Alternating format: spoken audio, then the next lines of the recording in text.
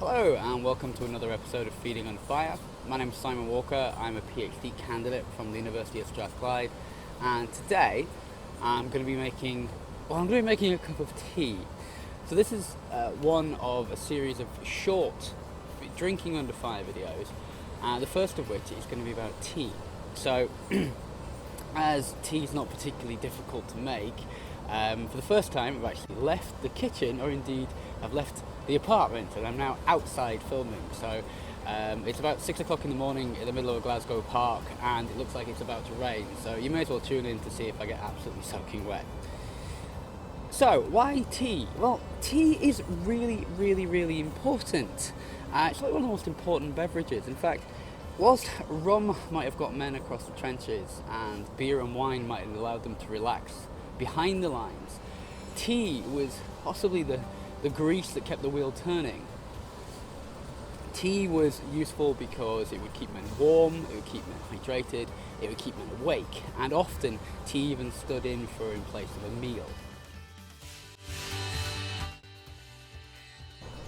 So, according to the guidelines within the military handbook of 1914, average man was allotted somewhere in the region of 6 pints of tea per day, but whether that was made by him or whether that was provided by the field kitchen remains to be seen.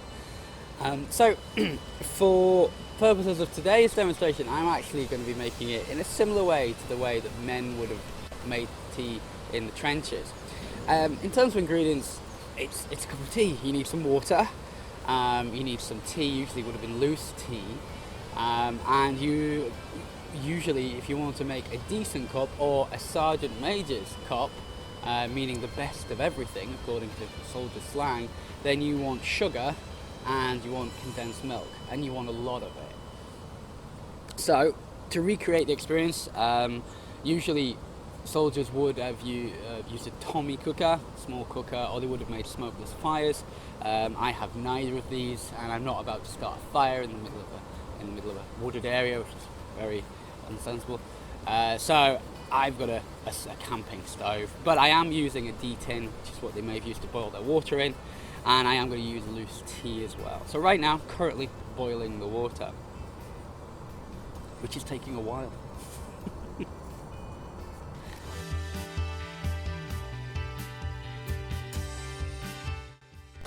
So the Field Service Manual from 1914 actually has a small section on tea, and it says that in making tea, the vessel must be quite clean and then heated with hot water and rinsed, the dry tea put in and boiling water poured over it, and the can closely covered for about 8 minutes for the tea to draw. It should then be strained, and then the leaves well rinsed with additional boiling water required before adding the sugar and milk. And it says at the bottom, tea should never be made in a vessel that has contained broth or soup.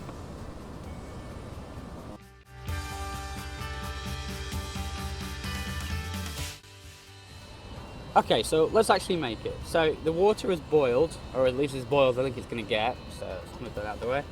And so usually, whilst the service manual said that it should be made in large vats and so forth, if men were making it themselves, they'd probably make it for either just themselves or they'd probably make it for their mates. So put the tea in, the water, and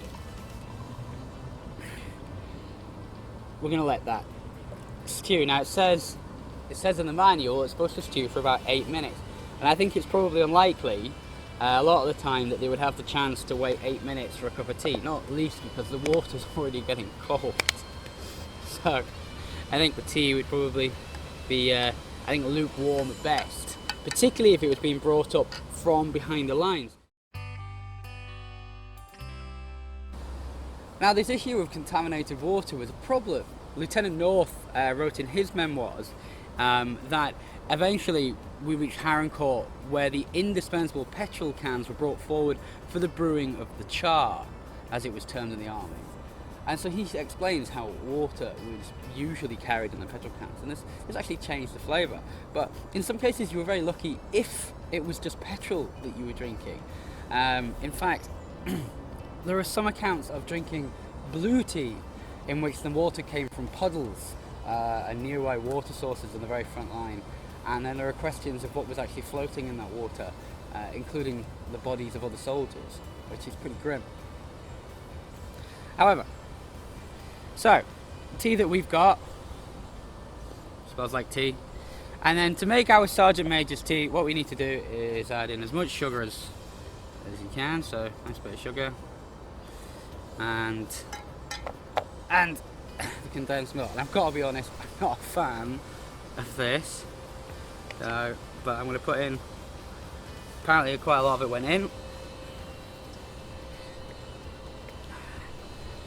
And give it a stir.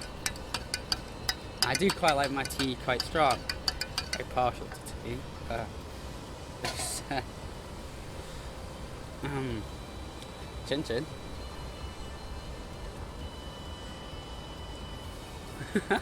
That's actually delicious. I'm not surprised there's so much sugar in it.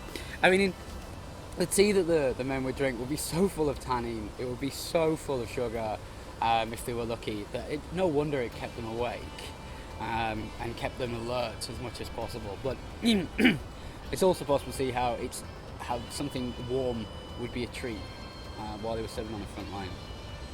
It's quite a treat actually here, as it's raining in the middle of a Glasgow park. But tea was so important that men would occasionally do anything to get a cup of tea. One of the stories comes from George Russell Elder, who talked about the fact that he actually jumped off a train and saw other men jumping off a train just so they could get some water from the engine at the front. And he said, "We had been issued with dry tea and sugar, 1 tin of ideal meat between 25 of you at the outset of the journey, and it was all in place. But on the train journey, none of us could appreciate it owing to the absence of boiling water. Then Tommy's wits once more came to the rescue. When the train was going slow, we'd put on some dry tea and sugar in our mess tins, jump off, run up to the engine and shout to the driver." So, in the middle of a moving train, they'd jump off, they'd run to the front, try and get some water and run back. And there's actually accounts of a soldier who tries this little gambit and the train starts to pull away and therefore he has to be grabbed for the back to get back off. So, I can kind of see why. It's good tea.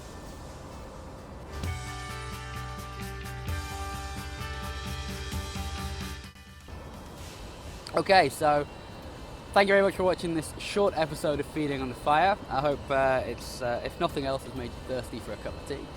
And I look forward to seeing you at the next one. Thanks very much. Bye.